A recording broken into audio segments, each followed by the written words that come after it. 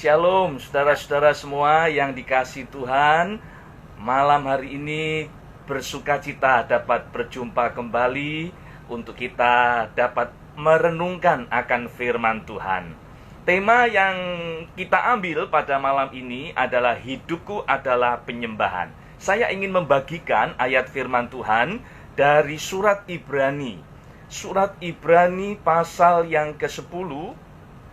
Surat Ibrani pasal yang ke-10 ayat 19 sampai dengan ayat 22. Saya akan membacakan demikian bunyi firman Tuhan. Ibrani 10 ayat 19 sampai dengan 22. Jadi saudara-saudara, oleh darah Yesus kita sekarang penuh keberanian dapat masuk ke dalam tempat kudus. Karena Ia telah membuka jalan yang baru dan yang hidup bagi kita melalui tabir, yaitu dirinya sendiri. Dan kita mempunyai seorang imam besar sebagai kepala rumah Allah. Karena itu marilah kita menghadap Allah dengan hati yang tulus ikhlas dan keyakinan iman yang teguh.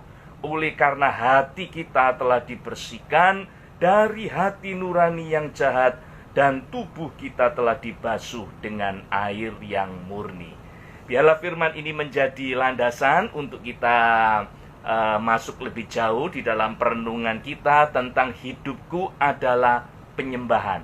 Menarik sekali kalau kita membaca ayat di dalam Alkitab ini bicara tentang penyembahan. Ya, mungkin secara tersurat di situ tidak ada kalimat penyembahan. Tetapi kalau kita mempelajari kemah suci atau tabernakel, kita akan menemukan ada satu pelajaran yang menarik dari apa yang ditulis di Ibrani 10 ayat 19 sampai dengan ayat 22 ini. Saya tertarik dengan ayat 19-20 dikatakan demikian. Jadi saudara-saudara, oleh darah Yesus kita sekarang penuh keberanian dapat masuk ke dalam tempat kudus, ya. Dapat masuk ke dalam tempat kudus. Kalau kita belajar kemah suci, tabernakel, ada halaman atau pelataran, ya, dalam terjemahan ejaan yang baru. Lalu ruangan suci atau tempat kudus. Lalu kemudian juga ruangan maha suci atau tempat maha kudus. Nah, di dalam tempat kudus, ruangan suci, antara ruangan suci dengan ruangan maha suci itu disekat dengan tabir, pintu tirai.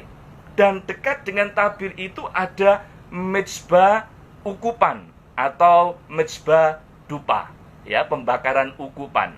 Kalau kita melihat di dalam kemah suci, ada pintu gerbang sebelum masuk ke halaman, ada pintu gerbang. Lalu antara halaman dengan ruangan suci ada pintu kemah. Lalu ruangan suci dengan ruangan maha suci ada tabir atau pintu tirai. Nah, mezbah dupa itu ada di dekat pintu tirai itu. Ya, luar biasa saudaraku. Orang yang bisa masuk ke ruangan maha suci atau tempat maha kudus hanyalah imam besar. Ya, imam besar itu pun dijadwal setahun sekali.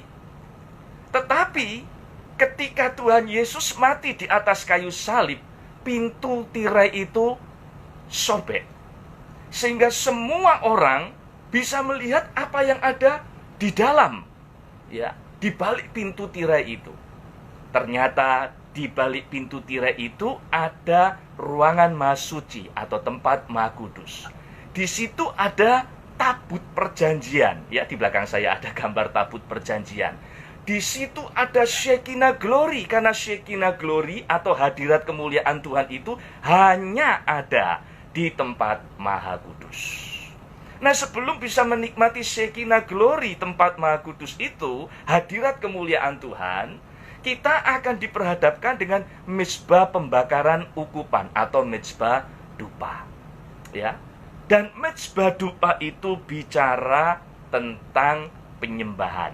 Karena di kitab Wahyu dikatakan doa orang-orang kudus itu naik, ya, ke hadapan Tuhan bagaikan ukupan dupa berbau harum, kemenyan yang berbau harum.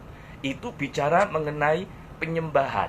Jadi Bapak Ibu sudah dikasih Tuhan, masuk di dalam penyembahan atau tema kita, hidupku adalah penyembahan, itu tidak mudah. Kalau sekedar berdoa, kita semua bisa berdoa. Tetapi masuk di dalam penyembahan, hubungan yang akrab, hubungan yang intim dengan Tuhan, itu tidak mudah. Ya, harus melewati fase. Waktu saya tidak cukup untuk menjelaskan halaman lalu peralatan yang ada di halaman di ruangan suci. Waktu saya tidak cukup. Tetapi kita tahu bahwa untuk masuk menikmati kemuliaan Tuhan, harus ada apa yang disebut dengan mezbah dupa, yaitu penyembahan. Kalau kita berdoa, saya percaya kita semua berdoa. Mau makan berdoa, mau pergi berdoa, mau tidur berdoa, bangun tidur berdoa. Tetapi kalau sudah bicara mengenai penyembahan, itu keintiman hubungan kita dengan Tuhan. Berdoa atau permohonan itu minta kepada Tuhan. Masuk ke level lebih tinggi lagi, mengucap syukur. Kalau mengucap syukur tidak meminta, tapi kita berterima kasih. Tapi kalau sudah sembahyang, menyembah kepada yang, itu berarti memberi sesuatu kepada Tuhan. Baik sanjungan, pujian, penyembahan, kemuliaan, itu penyembahan. Ya, ayo jujur kita periksa diri kita. Sudahkah kita masuk di level penyembahan? Ya, kalau doa permintaan, permohonan, ya sering kita lakukan. Mungkin tiap hari, saudaraku. Belajar, meningkat, mengucap syukur, meningkat lagi, penyembahan. Karena menyembah itu kita memberi sesuatu kepada Tuhan. Wah, itu sangat disuka oleh Tuhan. Saudara yang dikasih oleh Tuhan, dikatakan di ayat 20, karena Ia telah membuka jalan yang baru dan yang hidup bagi kita melalui tabir, yaitu dirinya sendiri. Itulah pintu tirai, tabir. Robek.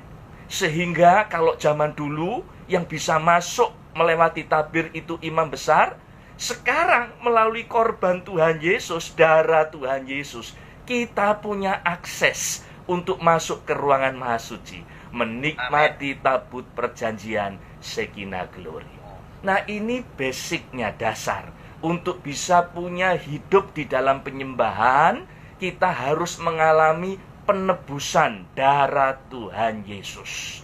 Karena Yesus ini nanti menjadi fokus, tujuan utama kita di dalam penyembahan.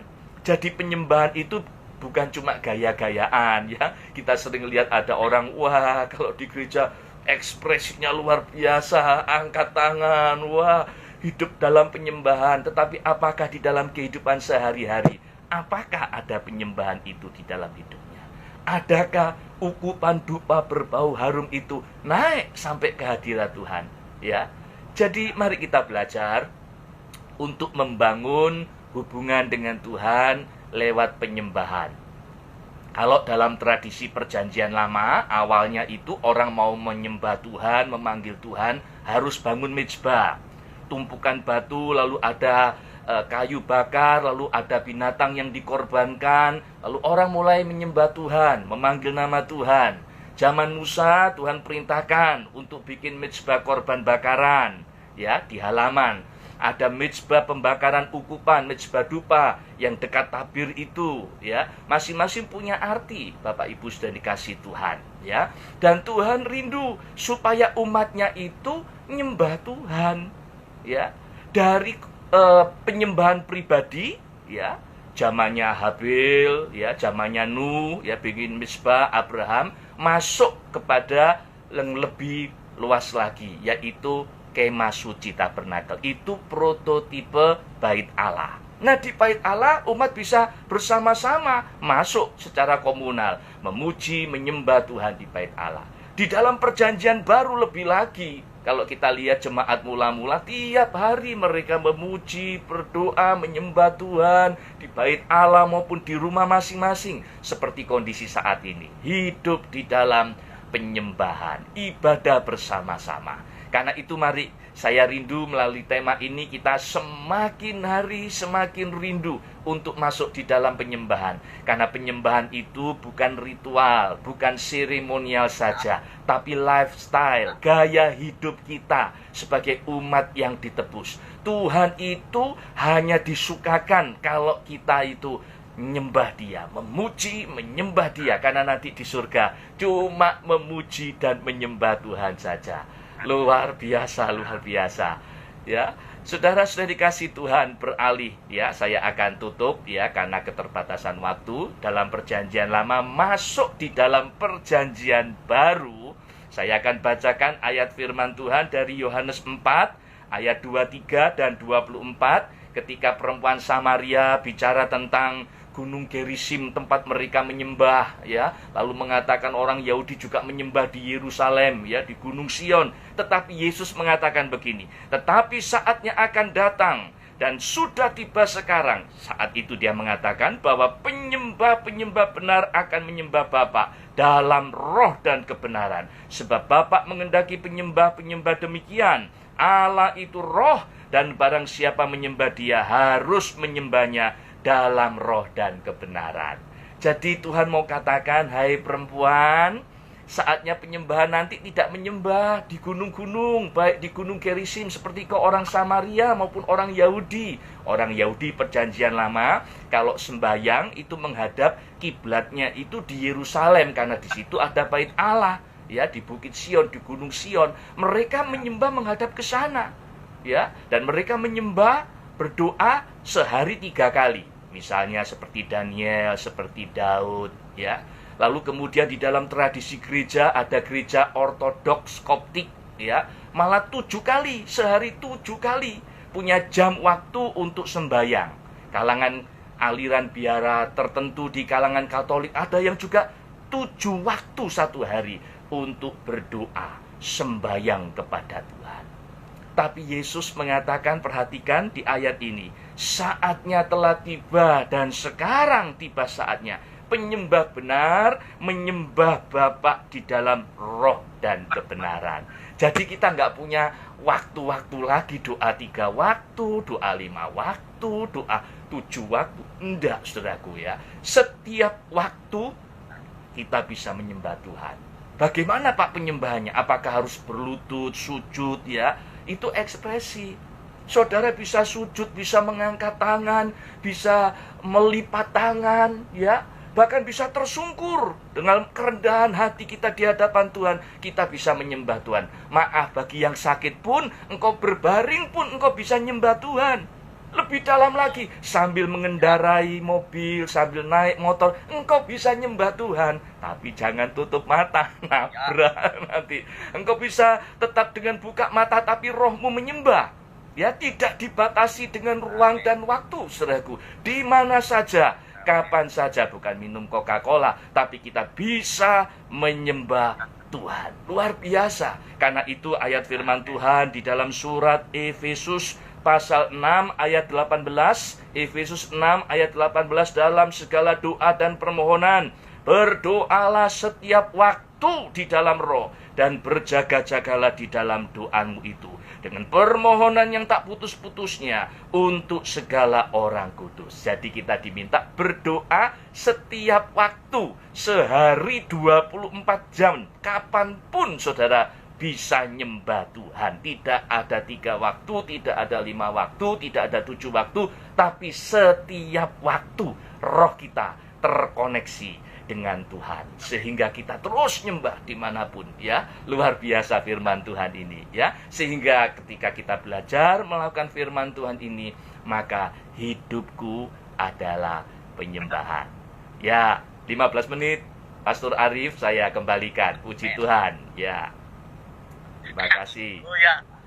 Haleluya. Puji Tuhan. Puji Tuhan. Saya diberkati dan saya percaya teman-teman juga memberikan respon. Ada Pak Jenny Palindingan hari ini juga terberkat. Saya yakin bahwa sekali lagi pemirsa hari ini, yang sahabat-sahabat yang hari ini hadir di sini, engkau tidak kebetulan. Kita semuanya diingatkan siapa kita. Saya berharap berdoa kita adalah penyembah-penyembah Tuhan.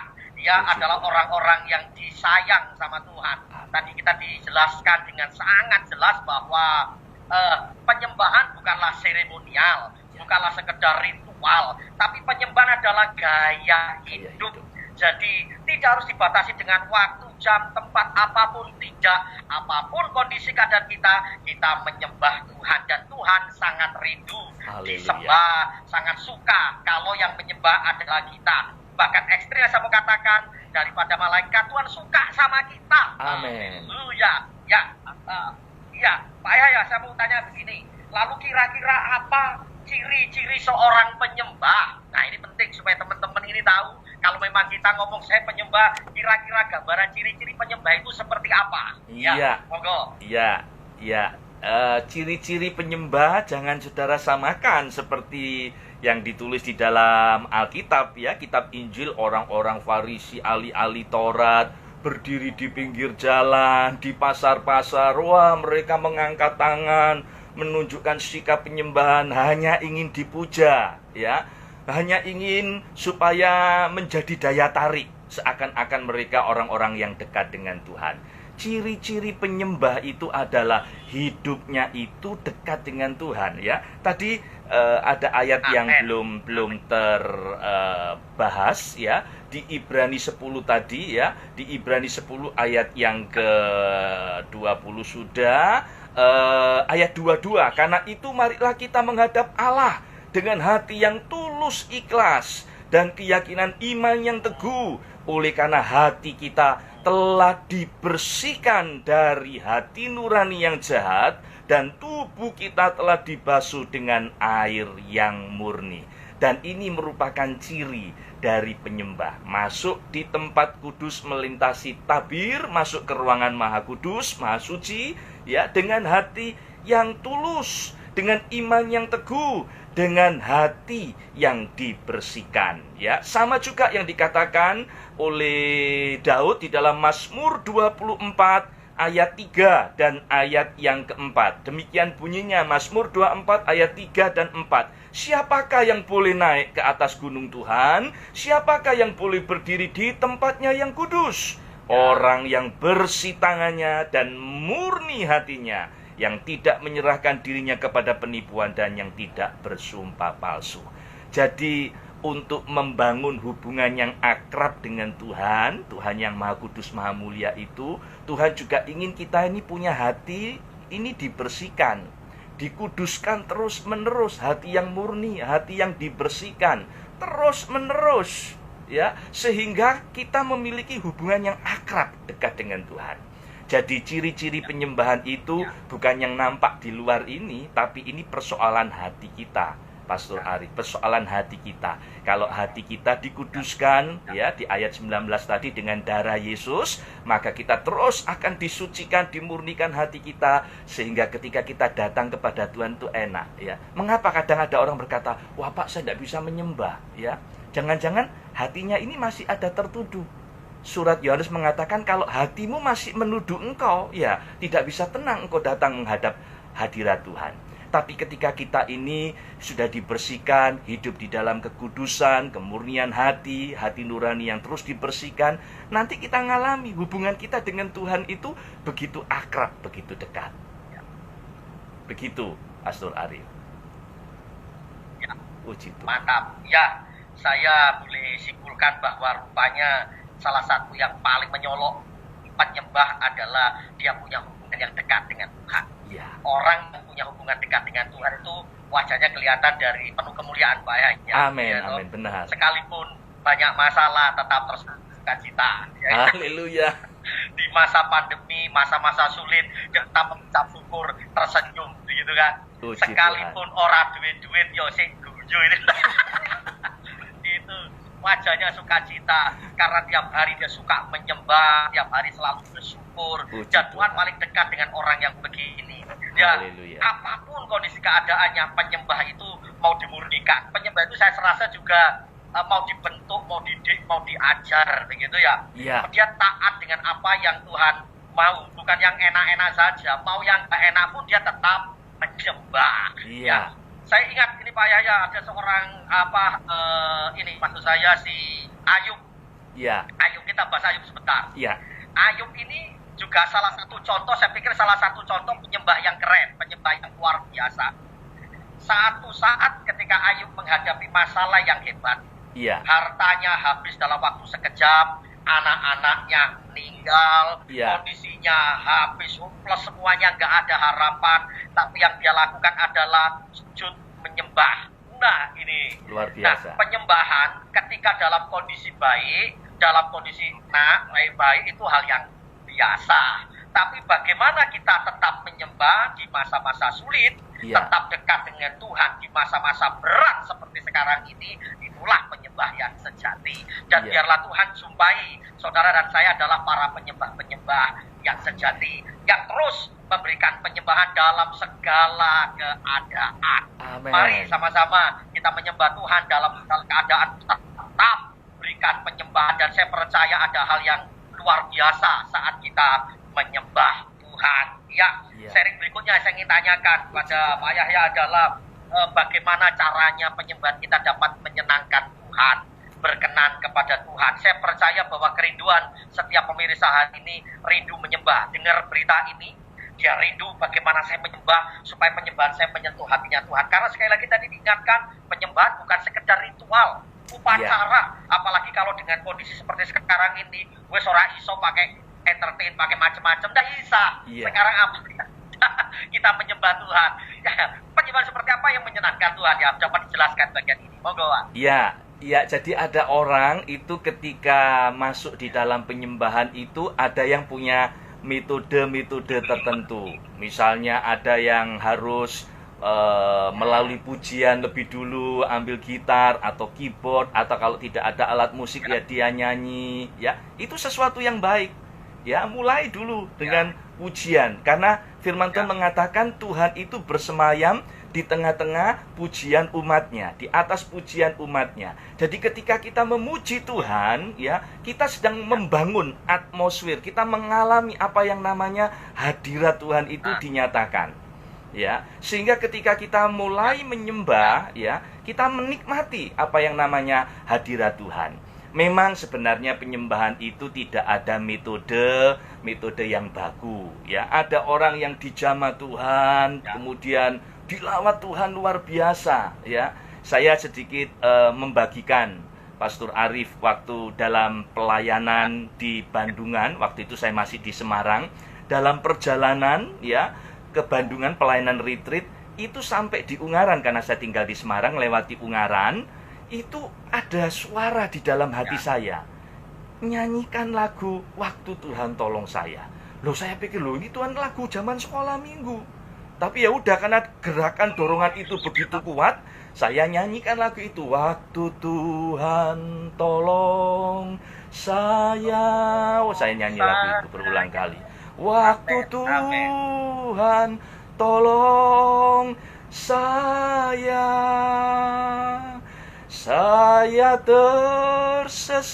tersesatlah jika tiada Tuhan. Waktu Tuhan tolong saya. Saya nyanyikan lagu itu. Masuk pengulangan yang kedua, saya mulai merasakan ada sesuatu. Masuk pengulangan yang ketiga, jebol, ya, nggak tahan, Pastor Arif. Hati saya tiba-tiba hancur, itu air mata nggak bisa ditahan, mengalir begitu deras. Sepanjang perjalanan saya nyetir sendiri waktu itu, dan saya menikmati, dan itu masih dengan mata terbuka, air mata mengalir begitu deras, dan kemudian saya berkata-kata dalam bahasa roh. Wah, itu hadirat Tuhan itu saya rasakan sepanjang perjalanan. Amen. Dan saya Amen. tahu di situ Roh Kudus itu sedang menggarap saya lebih dulu sebelum saya melayani retreat. Jadi itu tanpa saya pikir, misalnya saya harus penyembahan dulu, nyanyi dulu, tiba-tiba ada gerakan hati. Jadi ada orang yang kemudian bisa nyembah dengan satu pujian lebih dahulu. Tapi ada orang yang menyembah tidak dengan pujian lebih dulu, ya.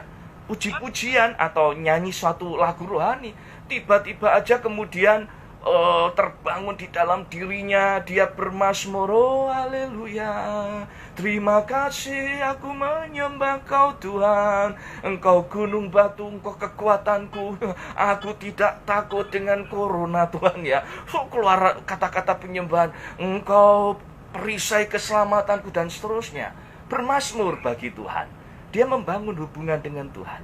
Atau ada orang yang cuma berdiam diri dalam keheningan, tidak memuji Tuhan, tidak ada kata-kata sanjungan, kata-kata yang puitis di hadapan Tuhan, cuma ngomong dengan lirih. Dia mengatakan, puji Tuhan, haleluya. Cuma itu yang terucap. Dia ngalami, itu hadirat Tuhan. Dalam keheningan, dengan suara yang tidak terucapkan sekalipun, ketika dia membangun rohnya. Tadi ingat di Yohanes 4 ayat 23 dan 24. Rohnya dikoneksikan dengan roh Tuhan. Maka dia mengalami satu penyembahan yang luar biasa. Ya, jadi kembali saya katakan di dalam penyembahan itu ya memang ada cara-cara tertentu yang orang punya cara dengan pujian dan seterusnya. Tapi menurut saya tidak ada metode baku kalau kita ingin nyembah Tuhan. Sebab kalau ada yang mengatakan harus ambil gitar nyanyi dulu, ada yang mengatakan loh Pak suara saya fales Pak ya, beliau kalau saya nyanyi nih fales ya, nggak enak didengar orang, nggak enak. Saya aja dengar suara saya sendiri juga nggak enak. Jadi apakah saya nggak bisa nyembah? Bisa. Saudara nggak pinter nyanyi pun saudara bisa nyembah Tuhan. Hanya dengan kata-kata, Yesus engkau yang termanis. Yesus engkau segala-galanya dalam hidupku. Yesus engkau kekasih jiwaku. Ya, kita bisa meneteskan air mata. Kita bisa menangis dan kita rasakan hadirat Tuhan. Dan sekali lagi waktu kita menyembah Tuhan, tidak harus saudara berbahasa roh. Loh, kalau saya tidak bisa berbahasa roh gimana Pak? Saudara bisa nyembah ya dengan rohmu, karena kata menyembah dalam roh dan kebenaran itu bukan berarti menyembah dengan bahasa roh. Ini tafsirannya beda, tapi roh di dalam diri kita, karena hanya manusia yang punya roh, ciptaan lain tidak punya roh, dan roh inilah yang membawa kita untuk terkoneksi dengan roh Tuhan ya. Jadi dengan cara apapun saudara bisa nyembah Tuhan. Mungkin itu ya, mungkin Pastor Arif bisa melengkapi, karena Bapak Ibu saudara yang kasih Tuhan, Pastor Arif ini juga seorang pengarang lagu, seorang pemuji, seorang penyembah ya, sering bikin seminar tentang penyembahan. Mungkin bisa melengkapi Pastor Arif. Penjelasan saya mungkin kurang lengkap ini. Iya, puji Tuhan. Oh, saya pikir ini sudah luar biasa yang hambanya sudah sampaikan. Saya mau nyanyi dulu lagu ini tadi. Waktu Tuhan tolong saya, waktu Tuhan tolong saya. Haleluya. Sesatlah jika tiada Tuhan, waktu Tuhan tolong saya. Tolong saya. Ya, puji Tuhan. Haleluya. Haleluya. Lagu ini lagu lama. Lagu ini lagu lama. Iya. Lagu sangat sederhana. Iya. Tapi ketika dinyanyikan dengan hati, dengan kemurnian hati, dengan ketulusan kepada Tuhan, mendatangkan hadirat Tuhan. Amen. Jangan pernah kita berpikir bahwa lagu-lagu baru, lagu-lagu dari nyanyikan orang-orang hebat, orang-orang terkenal, di aransemen dengan cara ciamik yang diterima Tuhan. Bukan. Perkenanan Tuhan hanya diberikan kepada setiap anak-anaknya yang nyanyi dengan ketulusan hati, dengan kemurnian hati, hati yang murni, karakter yang benar, mencari Tuhan, dan terlebih dalam penebusan di dalam korban darah Yesus Kristus. Kuncinya adalah darah Yesus, lalu dipusatkan kepada Kristus, pasti ada dampak yang luar biasa. Maka saya tidak heran tadi hambanya Pak Yahya, dalam perjalanan Tuhan lawat dengan hadirat Tuhan yang begitu kuat, tidak bisa ngomong apa-apa, hanya ngomong haleluya, bersyukur saja. Kadang kata-kata kita tidak bisa lagi dia buat ngomong. Saya berdoa hari ini setiap pendengar, pemirsa, engkau mengalami level penyembahan sampai di titik ini. Ya, mungkin kita nyanyi lagu-lagu yang sangat simpel, lagu-lagu kuno, tapi percayalah bukan soal itu, tapi soal hati, soal hidup kita. Kita nyanyi dengan hati itu luar biasa. Ya, saya yakin teman-teman sudah menangkap ini. Ya, saya ingin ngobrol ringan sekarang Pak Yahya berkenaan dengan kesaksian hidup Bapak yang saya rindu diangkat di forum ini supaya teman-teman menyaksikan bagaimana kemurahan Tuhan. Istilah saya begini Pak Yahya, Bapak ini dapat anugerah kemurahan Tuhan yang sangat besar. Ya, amin. Ya, pertolongan Tuhan yang sangat luar biasa. Oh, haleluya. Sampai hari ini Tuhan percaya melayani, dan saya percaya itu hanya anugerah Tuhan. Iya. Nah, bagaimana Bapak ceritakan singkat bagaimana pengalaman dalam proses yang begitu hebat ketika sakit? Saya yakin ada satu alasan penyembahan yang ada di sana yang Tuhan berikan, sehingga sampai hari ini diberikan waktu, ya, diberikan masa yang terbaik untuk hambanya ini tetap boleh jadi berkat bagi banyak orang. Saya percaya diperpanjang, diberikan anugerah ini karena Tuhan punya buat banyak orang diberkati menjadi Amen. penyembah-penyembah yang menyukakan Ya. hati Tuhan. Boleh disaksikan bagian ini, Pak. Iya. Supaya teman-teman Iya, kita semuanya dikuatkan. Monggo. Ya, terima kasih Pastor. Ini pengalaman sungguh luar biasa dan tak terlupakan. Sehingga di dalam hati ini pun limpah dengan syukur untuk segala kebaikan Tuhan. Bapak Ibu sudah dikasih Tuhan, tahun 2008 saya divonis dokter kena gagal ginjal kronis di stadium 3. Ya, dan dokter mengatakan ini kronis Pak, bukan akut. Jadi ke depan fungsi ginjal akan makin melemah dan hanya 2 opsi. Bapak nanti cuci darah atau transplant ginjal atau cangkok ginjal. Waduh, waktu saya dengar itu syok berat, Pastor Arif dan saudara sekalian. Saya berkata, Tuhan, aku ini melayani Engkau sejak 2 SMP. Aku kehilangan masa remajaku, bahkan saya sempat istilahnya berkeluh kesah seperti itu di hadapan Tuhan. Pulang saya dari rumah sakit, saya menangis di hadapan Tuhan. Ya, hancur hati saya. Karena apa? Kebayang itu. Ya, wah, usia saya pendek ini. Kebayang itu istri, anak-anak yang masih kecil, beranjak remaja, juga jemaat yang Tuhan percayakan. Baru 4 tahun saya menggembalakan jemaat di Gereja Isa Al-Masih Kelapa Gading. Karena saya jadi gembala tahun 2004. 2008 ketika tahun 2007 akhir, saya menyampaikan visi tahun pelipat gandaan bagi jemaat. Loh, kok saya disuruh bed rest, tidak boleh pelayanan, ya. Saya harus cancel semua pelayanan. Bapak harus istirahat kalau ingin kondisinya membaik. Ini tidak bisa baik sempurna, tapi di-maintain, ya, dipelihara supaya tidak makin parah. Wah, saya waktu dengar itu tidak tahan. Hari Minggu itu kalau nggak salah, hari Rabu saya ke dokter atau Kamis. Hari Minggu saya pimpin perjamuan kudus. Saya kemudian ngajak jemaat nyanyi sementara cawan anggur diedarkan, dibagikan kepada jemaat. Saya menyanyikan lagu Memandang wajahmu, rasakan kasihmu, Bapakku yang baik. Nah, waktu masuk refrennya, Bapakku yang baik, waduh, hati saya hancur, Pastor. Saya nangis itu di mimbar, sampai itu kayak anak kecil. Ya, nangis terseduh-seduh, tidak bisa lagi saya mengucapkan kata-kata.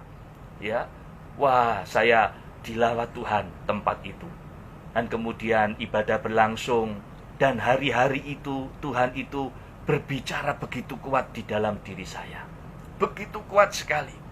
Pada awalnya waktu saya dengar vonis itu, saya nggak bisa terima. Saya protes keras di hadapan Tuhan.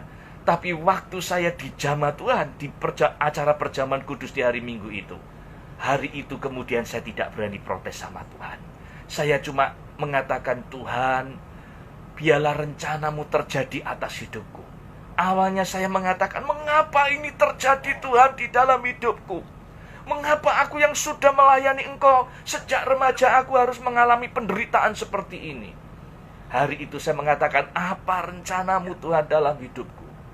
Dan jujur hari-hari itu, Tuhan itu bawa saya dalam pengalaman apa yang disebut cinta mula-mula dengan Tuhan. Pastor Arif, jujur saya mengatakan di tempat ini bersama dengan para pemirsa, para pendengar, saya terlalu sibuk dengan pelayanan. Tapi saya tidak punya waktu yang tadi kita bahas, hidupku adalah penyembahan. Tidak punya waktu dengan Tuhan. Terlalu sibuk dengan pelayanan, sibuk dengan organisasi gereja, sibuk dengan pelayanan-pelayanan penggembalaan dan pelayanan keluar. Akibatnya, saya kurangi waktu saya dengan Tuhan. Melayani pekerjaan Tuhan dan melayani Tuhan itu beda. Hari itu Tuhan sadarkan, Tuhan bawa saya untuk mengalami pertobatan kembali, mengalami hubungan yang harmonis, akrab, intim lagi dengan Tuhan. Ya, saya kalau dengar lagu itu di pakai headset ya, earphone gitu, saya dengar lagu, baru beberapa baris hati saya hancur. Nangis bukan karena sedih, nangis sukacita, nangis dilawat Tuhan. Dan itu sering terjadi kalau saya ambil gitar, naikkan pujian ya. Itu pujian penyembahan, bukan pujian yang melankolik atau yang menyayat-nyayat hati, bukan. Pujian penyembahan pengagungan. Dilawat Tuhan dan berkali-kali dilawat Tuhan. Justru di lembah kekelaman. Lembah kekelaman diubah menjadi lembah pujian. Waduh, hari-hari itu saya menikmati hubungan yang intim dengan Tuhan kembali. Ya, jadi Bapak Ibu, kalau engkau sedang menghadapi pergumulan hidup, persoalan yang berat seperti saat ini di masa pandemik ini, jangan salahkan Tuhan. Ambil waktu untuk dekat dengan Tuhan. Ambil waktu untuk memuji, menyembah Tuhan. Alami, nikmati hadirat Tuhan yang begitu indah di dalam hidupmu. Dan kau akan punya kerajaan yang tidak tergoncangkan. Walaupun keadaan di bumi ini sedang bergoncang. Persoalan nggak selesai, Pastor Arif. Setelah saya mengalami hal itu, ya, wah, saya bersyukur, ya, kreatin saya makin turun, ya. Waktu awal 2,5 sempat naik sampai 2,8, 1 tahun kemudian turun sampai 1,5. Wah, saya bersyukur, ini mujizat Tuhan terjadi. Saya mulai pelayanan lagi kemana-mana, saya mulai menyibukkan diri dengan pelayanan, ya, penggembalaan dan sebagainya. Dan ini kekeliruan manusia yang seringkali terjadi di dalam diri kita. Yaitu saya sudah nggak ke dokter lagi, males ya, ke dokter kontrol yang harusnya 1 bulan sekali, periksa laboratorium, periksa darah sebulan sekali, saya mulai jarang ya. Makan mulai bebas, kalau waktu kena peringatan dari dokter harus ngikuti pola makan begitu ketat sampai turun 10 kilo. Tapi setelah saya pikir, waduh, saya sudah sehat, ini mujizat ya. Saya mulai mengikuti pola makan yang tidak baik. Akibatnya kemudian tiba-tiba kreatin naik lagi. Ya. Pada tahun 2010, 2011 sampai melebihi 3. Waduh, saya panik. Kok jadi tinggi seperti ini? Dan ketika itu sudah tinggi, sulit turun lagi. Sampai akhirnya saya kolaps tahun 2014 akhir, saya tidak berdaya, ya, muntah-muntah, badannya gemeteran, ya. Lalu kemudian nggak karuan badan saya bawa ke rumah sakit. Dan ketika di rumah sakit, dokter katakan, ini harus cuci darah. Saya tanya, dok, kalau tidak cuci darah bagaimana? Dijawab dengan santai oleh dokternya, Anda bisa meninggal dunia. Waduh, istri panik. Majelis yang mendampingi panik dan mengatakan, udahlah kok, cuci darah aja Pak Yaya, cuci darah aja. Saya cuci darah, ya. Dan kemudian ketika saya cuci darah lewat CAPD, lewat cairan dialisat yang dimasukkan di dalam rongga perut, saudaraku, infeksi, kena bakteri, ya. Akhirnya kemudian dioperasi lagi. Wah, keluar masuk ruang operasi itu kalau dihitung 8 kali saya menjalani operasi. Sampai tahun 2016. Kondisi fisik saya makin gak baik. Dari CAPD akhirnya singkat cerita lewat hemodialisis, lewat mesin. Tiap kali saya cuci darah lewat mesin, masuk jam ketiga, tiba-tiba tensi naik. Sampai 200, 220. Untung, sampai ada yang mengatakan, untung gak pecah Pak pembuluh darahnya. 200, saya 140 aja gak kuat. Ada jemaat ngomong begitu. Saya itu rata-rata 200, 220 yang atas. Bawah 150, 180. Itu kalau pulang cuci darah, orang pulang cuci darah seger, saya loyo, kepala ini sakit. Istri saya menderita. Dan saya bersyukur punya pendamping penolong istri saya yang luar biasa. Dia suka memuji, menyembah Tuhan. Dia menguatkan saya. Dia yang urut kepala saya. Kalau saya itu sakit, kepala itu saya benturkan di tembok. Karena nggak kuat menahan rasa sakit. Dan istri saya yang paling menderita. Singkat cerita 15 bulan saya menjalani cuci darah. Kondisi tidak membaik. Kondisi tidak membaik. Malah bengkak semua badan saya. Paru-paru saya kerendam air. Saya kalau tidur itu harus di atas bantal, 5 bantal, ya. Dan rata-rata 1-2 jam saja kalau di total tidurnya, tidak bisa nyenyak. Tubuh saya nggak karu-karuan. Sampai akhirnya saya berpikir, mungkin umur saya nggak lama lagi akan dipanggil Tuhan. Terus terang sebagai manusia, secara daging saya lemah. Saya berkata, Tuhan, kalau Tuhan mau ambil, ambil saja. Saya sudah tidak kuat, Tuhan, menahan rasa sakit ini.